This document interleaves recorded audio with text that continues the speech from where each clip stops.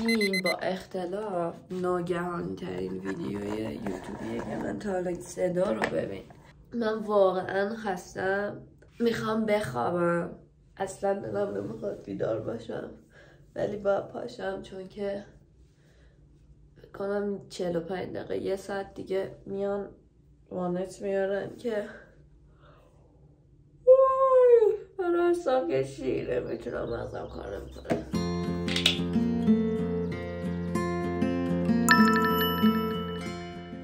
گلوم واقعا درد میکنه چون که ماسک نزدم این چند روزی میرفتیم استودیو برای که وسیله رو جمع کنیم، به همه جا پر خاک، بعد گلو درد دارم میمیرم. اشتباه منو نکنین، ماسک بزنین، من واقعا کار اشتباه کردم. آب نمک میخوام، نمک هم باید بگودیه.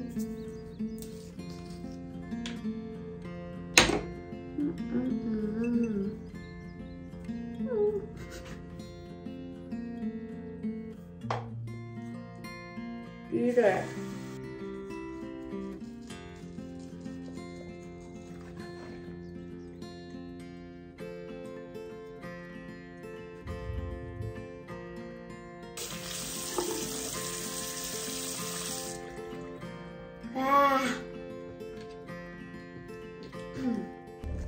ببین مثل چی دیرمه؟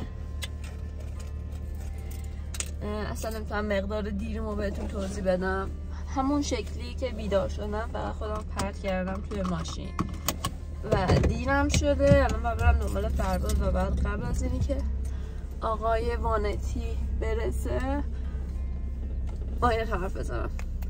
چی شد که تصمیم گرفتم روز ویدیو بگیرم نمیدونم، یعنی هیجانی ترین تصمیمم بود. الان در حالی که مثل چی دیرمه میخوام برم قهوه بگیرم چون که زنده نمیمونم. ببین پارم، خستم، مقدار خستگیم اصلا قابل توصیف نیست. تک تک عضلات بدنم درد میکنه. ترسم ولی قهوه بگیرم و باعث بشه که دیر برسیم.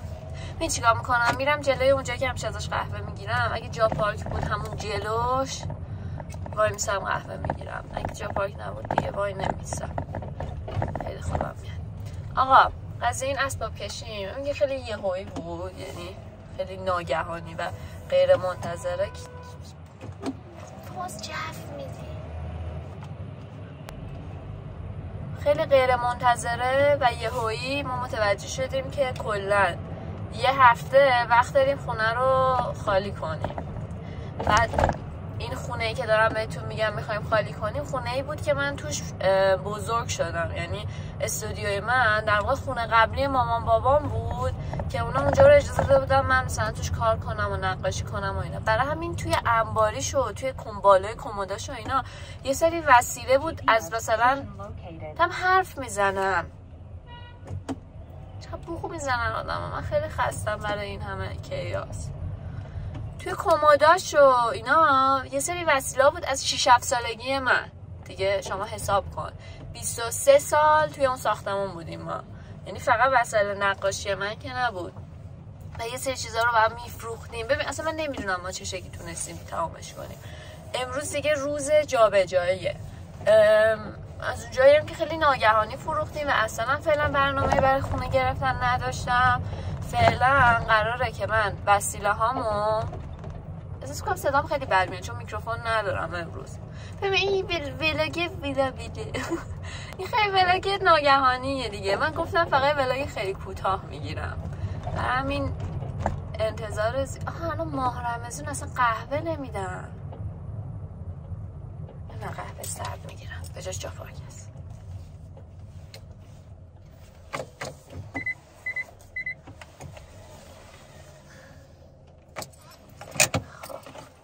قهوه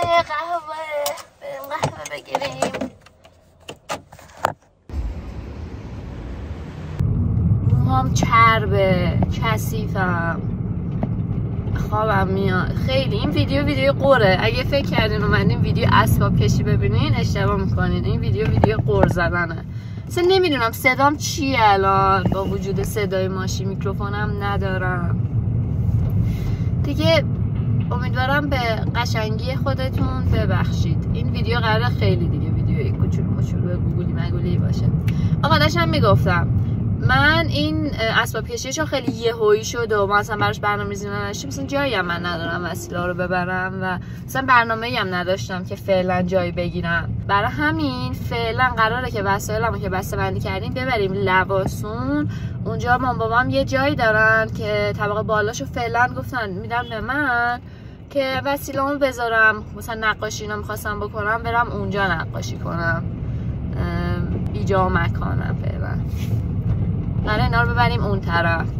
بعد مثلا برنامه‌ام میگم نبود که امروز ویدیو بگیرم، برای همین هیچی وسیله میکروفون اینا هم خودم ندارم.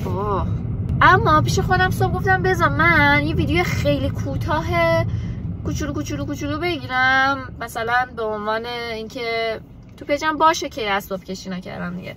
بعد گفتم که من همیشه ویدیو من نیم ساعت تا 25 دقیقه است، این میشه اولین ویدیوی 10 دقیقه ایم. برنامه‌م اینه که بشه 10 دقیقه. حالا اینی که واقعا موفق خواهم بود یا نه شما الان میدونین، الان که دارین ویدیو رو میگیرین میدونین این ویدیو چند دقیقه است. من الان در این لحظه برنامه‌م اینه بین 10 تا 12 دقیقه بشه. حالا بریم ببینیم چی میشه. قهوه‌ام که گرفتم و واقعا خوشحالم از داشتن قهوه، چون که من هنوز خوابم. اونی که داره رانندگی میکنه من نیستم، نمیدونم کیه.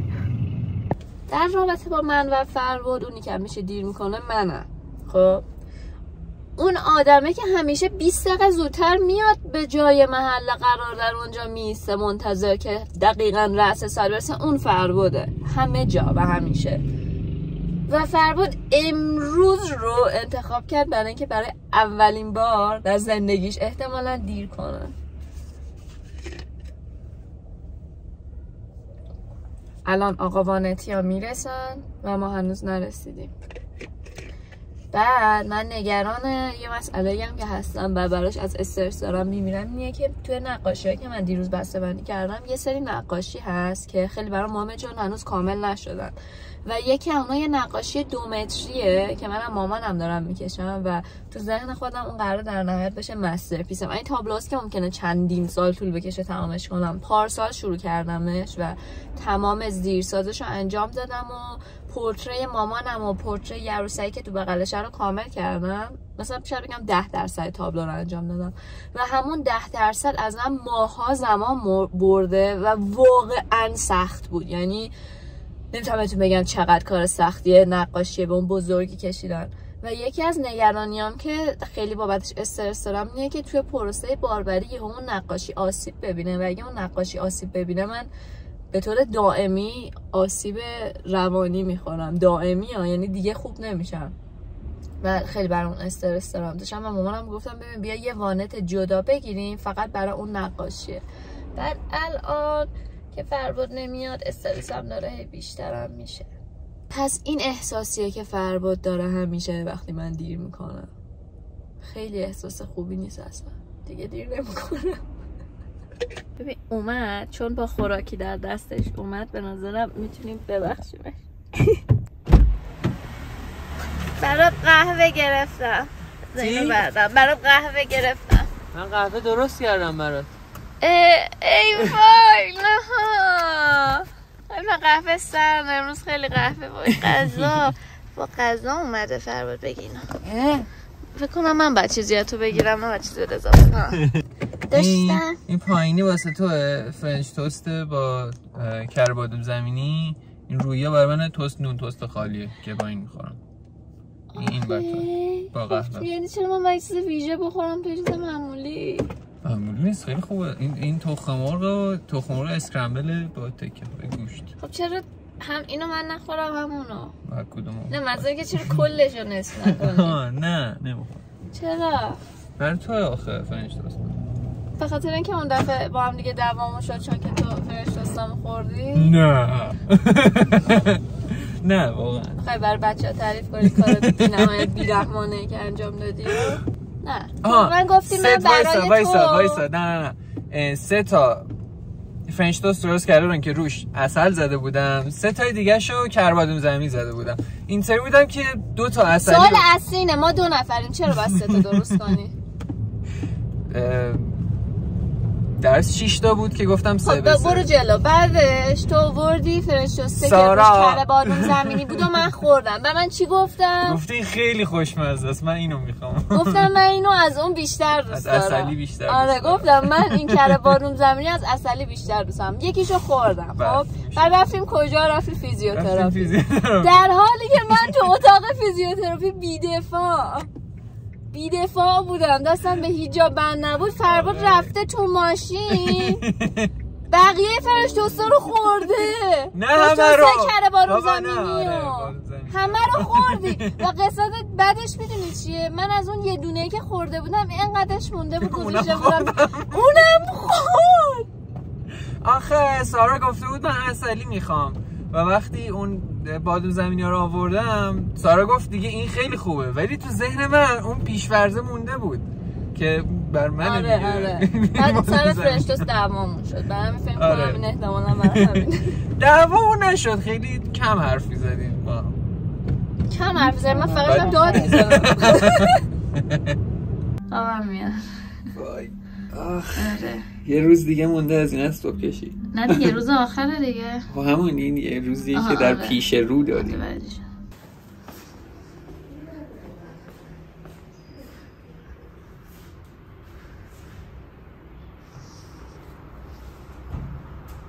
برو آخرین روزهایی که اینجا رو میبینم خیلی جالبه. من هم توی خونه بزرگ شدم هم توی خونه کار کردم. آقا بیاین اینجا اتاق تینیجریمو بهتون نشون بدم. اتاق نوجوانی منه. این کاریه که با اتاق نوجوانی کردم. اینو دیگه کندم، خیلی چیزی ازش نمونده. تصمیم گرفتیم که هرچی از این تابلوهایی که کوچیک‌تر رو میشه بذاریم تو ماشین خودم و مامانم که یه سرشو کمتر آسیب ببینه. میدونی الان که فکر کنم اینم نقاشه همچین ایده خوبه یا حداقل نقاشیاتو بفروش زن. اینا چی دنبال خودت راه انداخت؟ ببین میخوام بذارم یه تعدادشو میذارم تو پیجم. حتی وقتی این ویدیو رو میذارم احتمالاً دیگه گذاشتم. اگه نخریدین برین بخرین. نمیدونم باشون چیکار کنم. ارزون میذارم.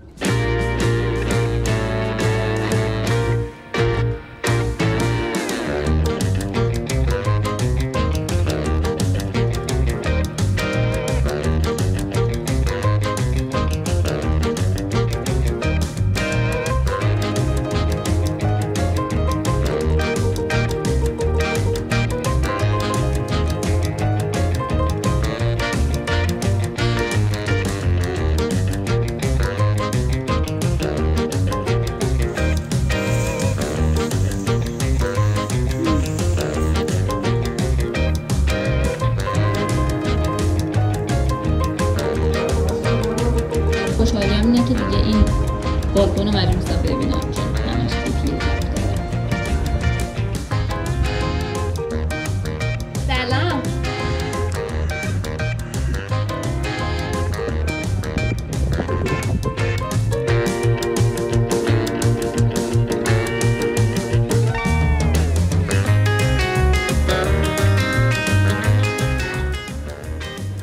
تقریبا تموم شد.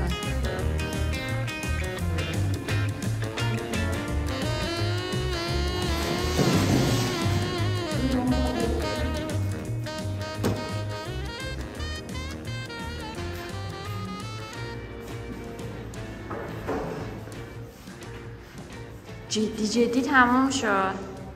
قرار شد که همه چی رو ببریم. این بوما که مهمترن، اون از همش مهمتره رو فقط یه دور برگردیم، فقط اینا رو جدا ببریم که مطمئن شم چیزی نمیشه. مامانم که هی بهم میگه من تو فیلمت نباشم. فکر کنم آدم انقدر زیبا باشه، در این حد زیبا باشه و نخواد تو ویدیو یه کسی باشه. من جای تو بودم فقط تو ویدیوها میخواستم حضور داشته. خدا وای.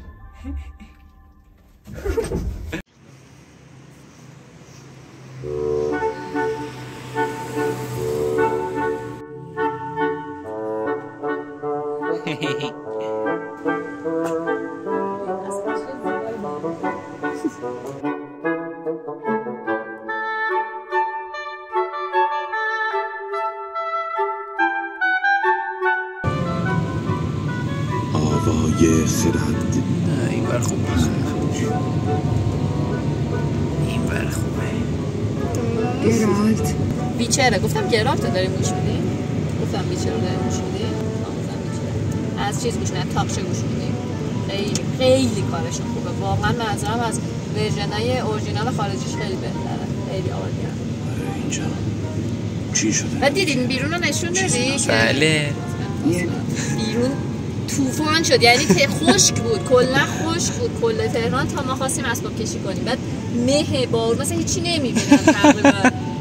بعد میخوایم الان اون بارا رو از تو وانت ببریم تو، موش آب کشیده میشه. خوب شد اون کاپشن بارونی هم هستی ماشین شما. آره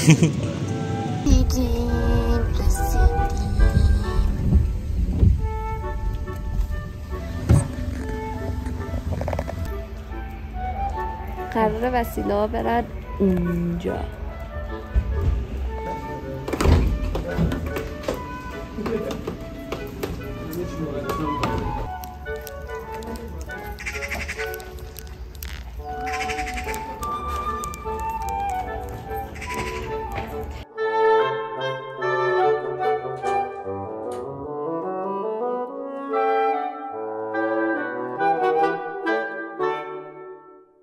که من تازه الان موفق شدم شروع کنم به صبحونه خورم و ببین خیلی خوشگله، خیلی قشنگ و زیبا.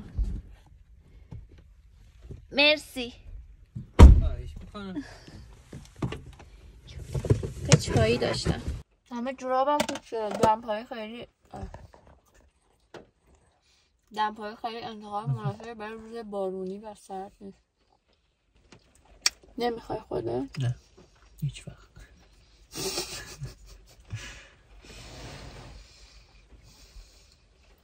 الان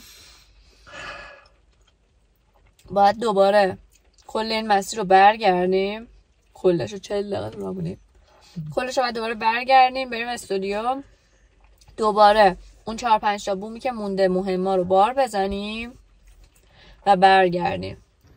برگشتیم اینا رو هم بردیم. اینم آخریه. فرباد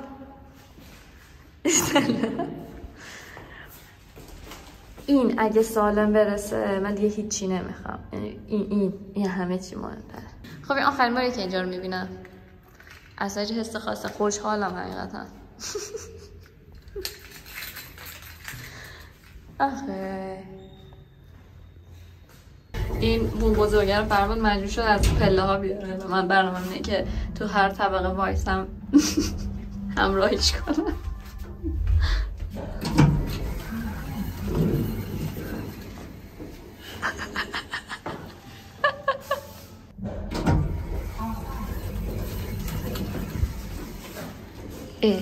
زودتر رسیم.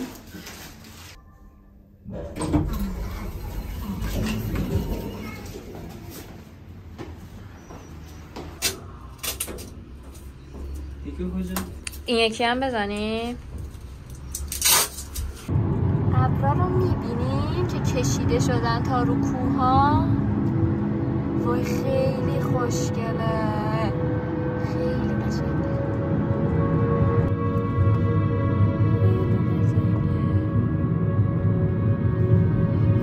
خوبه خوشگله، چون این دفعه سومه که داریم این جاده رو میریم و میایم.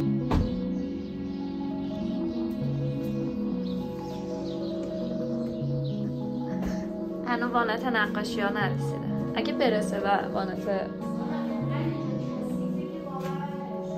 خب یعنی الان بالا همون شکلیه؟ باشه بریم بالا پس.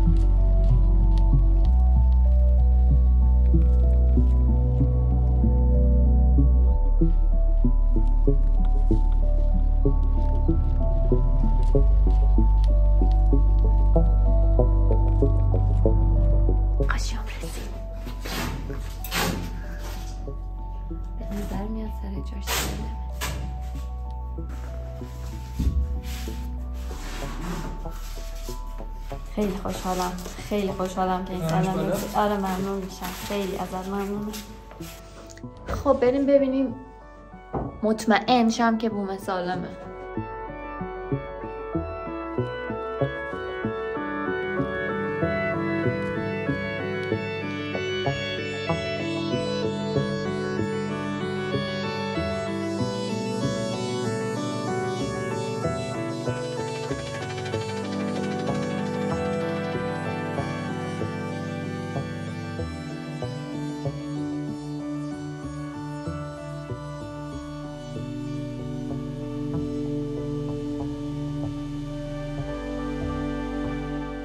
نباشی. خیلی ممنونم.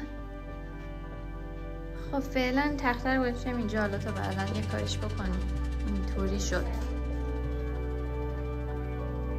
کمی بیروح و خالیه. بعد 4 تا تابلو مابلو این ریسه ها میگیرم، تابلو هامو میزنم، 4 تا وسیله میزنم و فکر کنم این حالت دراد. ولی فعلا باحال شد.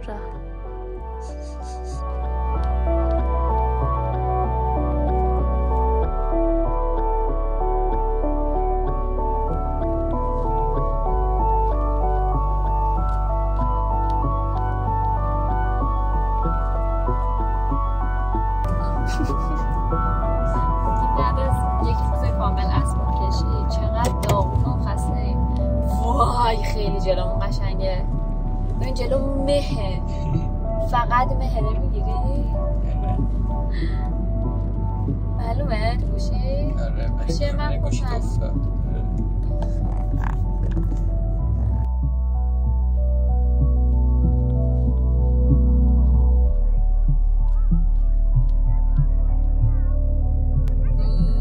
بگی به بچه ها نشون بدم.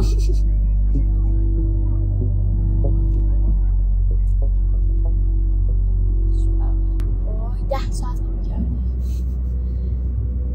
تازه من الان فرقا دارم میره سر یه کار دیگه. من الان دارم میرم خونه این ویدیوهایی که الان گرفتم بریزم تو کامپیوتر و همین امشب ادیت کنم، چون تا 3 روز آینده نیستم. نمیدونم امروزم قطعا توی چند ساعت نمیرسم ادیت کنم. نمیدونم میخوام چیکار کنم. یه چون اولش گفتم که این ویدیو میخوام 10 دقیقه باشه. امیدوارم امیدوارم که تو 20 دقیقه تموم شه دیگه. خلاصه مرسی ویدیوی طولانی ما که قرار کوتاه باشه نگاه کردین. کلی بوس بهتون و خیلی دوستتون دارم. خداحافظ.